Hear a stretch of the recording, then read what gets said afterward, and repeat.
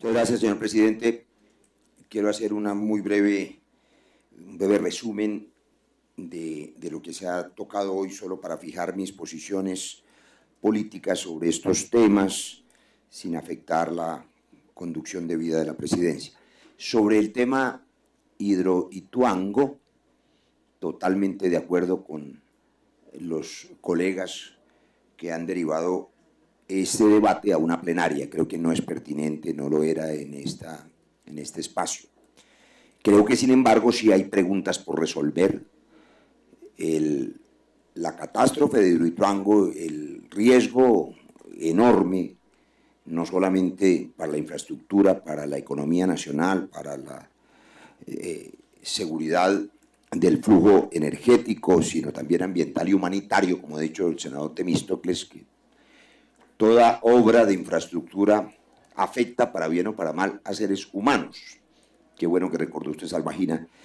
Pues hay preguntas por resolver. Será en el seno de ese debate si los funcionarios de EPM y los responsables de las decisiones nos dicen las razones por las que en lugar de 5 compuertas se hicieron 4, o si la falla geológica conocida había sido prevista adecuadamente, y en general cuánto nos va a costar a los colombianos y al noble pueblo antioqueño salvar ese proyecto, porque hay que salvarlo.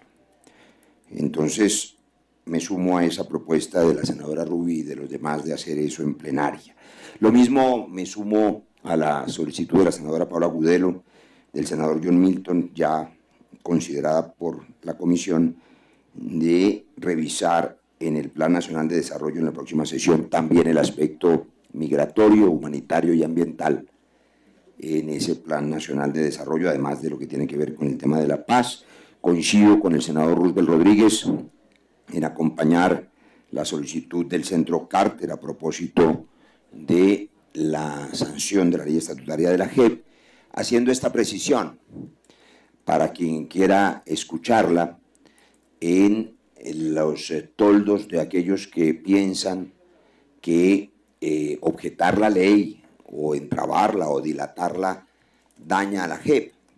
En todas las orillas de este debate ideológico he oído esa afirmación, que si se sanciona o se objeta la JEP o no se sanciona o la mandan por 472 o cualquiera de estas cosas, le hacen un grave daño a la JEP. No, yo le tengo noticias a quienes le aconsejan mal al presidente Duque que la objete. Es todo lo contrario. Si no hay ley estatutaria, tal y como la Constitución determina, todos los altos magistrados, todos los jueces de la República, si no hay ley estatutaria, los jueces de la República tienen la potestad y la obligación de llenar ese vacío reglamentario y, por tanto, proceden con plena potestad constitucional. Los que pretenden hacerle daño a la JEP lo que hacen es dejarla en total libertad para actuar a su juicio. Y el Congreso de Colombia, nosotros los legisladores, por mayoría, con los votos del Centro Democrático en su momento, decidimos cumplir con el deber de ponerle unos estatutos y ponerle unos límites procedimentales que fueron consensuados, de manera que creo que están en un error.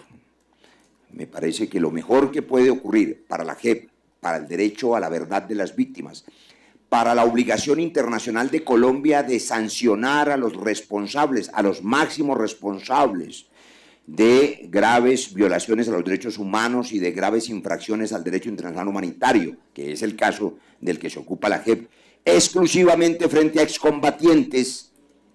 Nada tiene que ver la jurisprudencia de la JEP con los ciudadanos colombianos comunes y corrientes que se vean sujetos a una eventual solicitud de extradición, por ejemplo. Esto es solo para excombatientes. Pues las determinaciones de la JEP deben ponderar, y también del presidente cuando sancione la ley, esos derechos de las víctimas y esos compromisos internacionales. Si la JEP no operara, simplemente esos graves delitos se quedarían sin sanción, porque recordemos que en el caso particular de la extradición, las solicitudes o la solicitud pendiente no es para juzgar a un eventual máximo responsable por crímenes atroces de la guerra ni para darle la verdad a las víctimas, sino para resolver un tema de un potencial alijo de narcotráfico que le interesa a un juez de los Estados Unidos. No le interesa la verdad para las víctimas, ni la verdad sobre las masacres, ni sobre los secuestros, ni sobre ningún otro asunto que sí le interesa a las víctimas de Colombia. Por eso, desde todo punto de vista, por la prudencia de que cualquier corte tenga reglamento y no quede en absoluta potestad para actuar, y porque es lo que procede por mandato constitucional, recordemos que no puede, jamás ha ocurrido, no existe antecedente, es inédito, no hay ninguna sentencia, no existe ninguna jurisprudencia que autorice a un presidente de la República a objetar una sentencia de la Corte Constitucional, una sentencia sobre una ley estatutaria. Las objeciones se hacen sobre los artículos aprobados por el legislador. Y cuando hay objeciones sobre los artículos, el Congreso decide si insiste o no en ellos. La diferencia de criterio entre el legislador y el Ejecutivo la dirime la Corte Constitucional. Lo que es inédito, lo que sería un choque de trenes, lo que nos lleva a terrenos extrajurídicos y de limbo jurídico, es que un gobierno pudiera objetar la interpretación y el dicho expreso y escrito de la Corte Constitucional, y elementos como, por ejemplo, la obligación de ponderar los derechos de las víctimas y la obligación de sancionar a los máximos responsables, o el camino procedimental en los casos de solicitud de extradición explícitamente expresado por la Corte Constitucional, a propósito de que el país requirente le pide al gobierno colombiano la extradición de un ciudadano, y es el presidente de la República, después de hechas esas ponderaciones a las que me he referido, que decide pedirle o no al fiscal general de la Nación capturar a ese ciudadano colombiano. Eso está escrito en la sentencia de la Corte y no en los artículos aprobados por estos legisladores. Por lo tanto, no se puede objetar el mandato de la Corte Constitucional. Por esa razón, inconstitucional en sí misma, por razones prácticas, y es que la JEP no tendría nada que le impidiera actuar sin reglamento y no podría ser cosa distinta que darse su propio reglamento. Nosotros solicitamos, claro, senador Roosevelt, como ha hecho el Centro Carter de manera muy respetuosa, al presidente de la República que la sancione, además porque es una oportunidad muy bonita que tiene el presidente Duque en el marco de su noble intención de convocar a un pacto nacional de unidad. Es un gesto claro de impulso a las instituciones creadas para implementar la paz, y es un gesto claro en el camino del fortalecimiento de la JEP. Finalmente, senador José Obdulio, sobre Venezuela, yo no tengo ninguna duda, lo he expresado y lo quiero decir hoy en este seno, que Nicolás Maduro es un dictador que ha violado múltiples veces, múltiples derechos humanos y libertades, empezando por la libertad de expresión, la libertad de prensa, la libertad de información.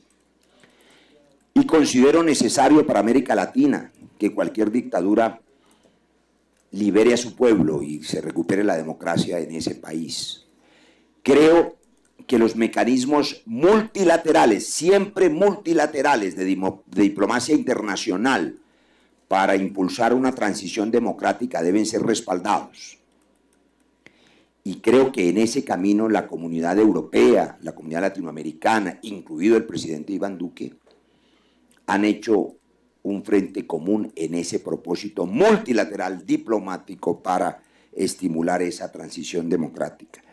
Por supuesto, es un tema muy delicado porque detrás de ese multilateralismo fácilmente puede, como se ha advertido aquí, sectores guerreristas de lado y lado iniciar una chispa con consecuencias funestas para Colombia. El cuidado que debe tener un técnico antiexplosivos para evitar que le estallen las manos el artefacto es el mismo que debe tener la diplomacia colombiana hoy para poder exigir el relevo del dictador sin que estalle un conflicto militar. Y una acotación de segundos al senador Lozada. Usted dice que la solución podría ser, senador Julián Gallo, levantar el bloqueo. Yo tengo que recordar que hubo 1 millón de migrantes humanitarios venezolanos antes del llamado bloqueo. Es que la crisis humanitaria de Venezuela, en verdad, no comenzó el 10 de enero, sino que lleva ya largo tiempo. Por eso yo sí considero que el señor Nicolás Maduro es un dictador que está ejerciendo en América Latina. Gracias, señor presidente.